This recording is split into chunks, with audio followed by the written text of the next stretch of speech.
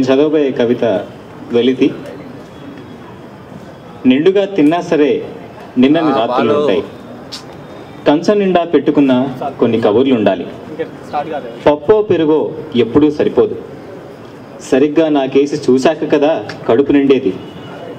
ఏమీ మాట్లాడకుండా తినమన్నప్పుడో, ముఖం చూపించకుండా వడ్డిస్తున్నప్పుడో ఆ నిండిన కంచం, ఆ నీళ్ల గ్లాసు నాతో మాట్లాడవు.